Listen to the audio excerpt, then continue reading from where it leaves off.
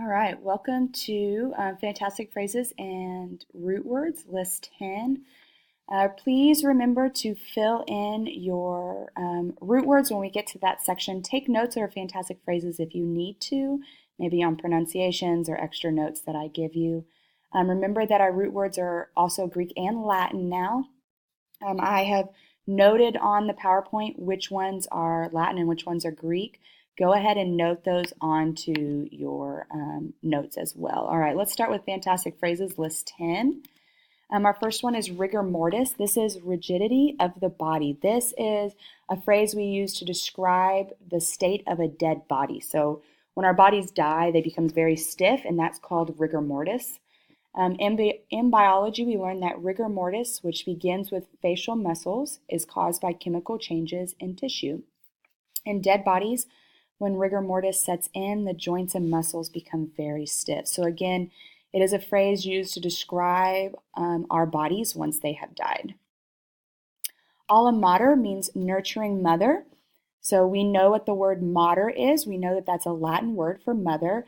This phrase, though, is not used in its literal term of my mother is my alma mater, my nurturing mother. That's not how we would use it. We use it for a high school or college that we have graduated from. So that college or university or high school helped kind of raise us up. And so the phrase is used kind of in the sense of a nurturing mother, but not a actual mother.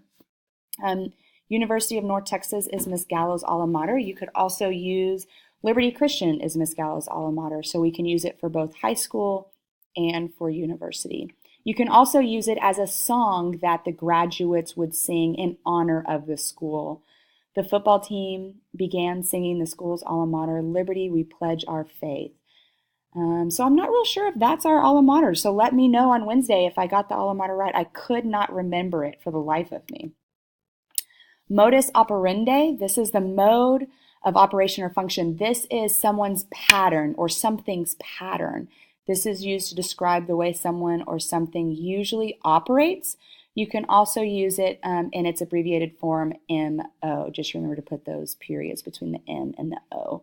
So the burglars' modus operandi linked him to make crimes throughout the city.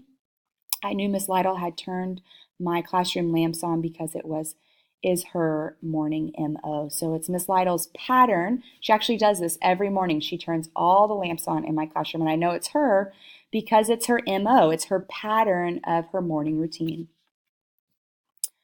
Cul-de-sac. This is the bottom of the bag. This is not the literal usage. I wouldn't say I found my phone in the cul-de-sac, meaning the bottom of the bag. This is actually used to describe the end of a street. So think of a street, the long part of the street as a bag, and then that semicircle at the end of a street would be the cul-de-sac. So it's the bottom of the bag in the sense of it's the end of the street. So growing up, I always wished I lived on a cul-de-sac so I could play basketball in the street.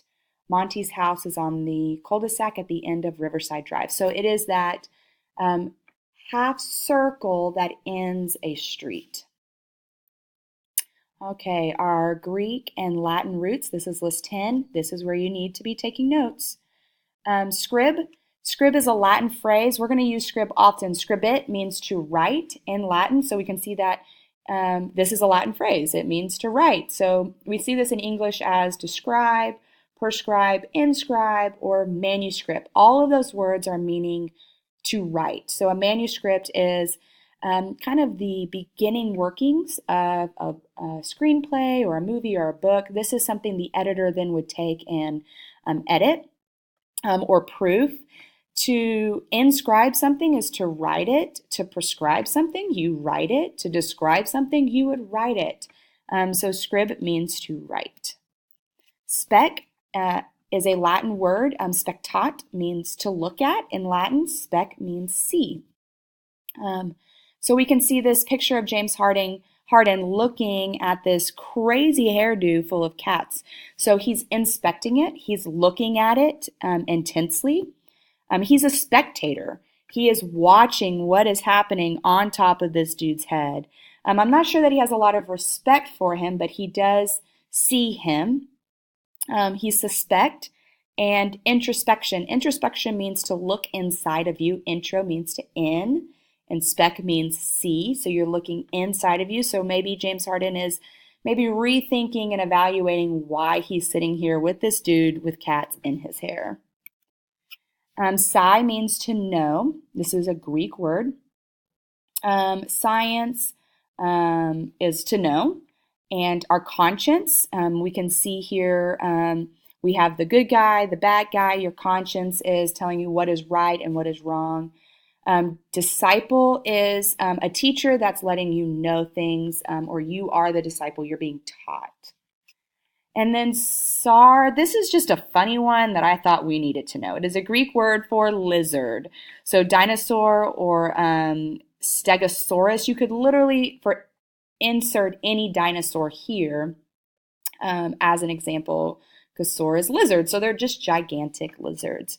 Okay, so that is the end of it. Make sure that you have written down the meaning of each one of these words and that you've also written down the derivatives. The derivatives, again, are the examples, so the English words that we've taken the Latin or the Greek words and created our own word from it.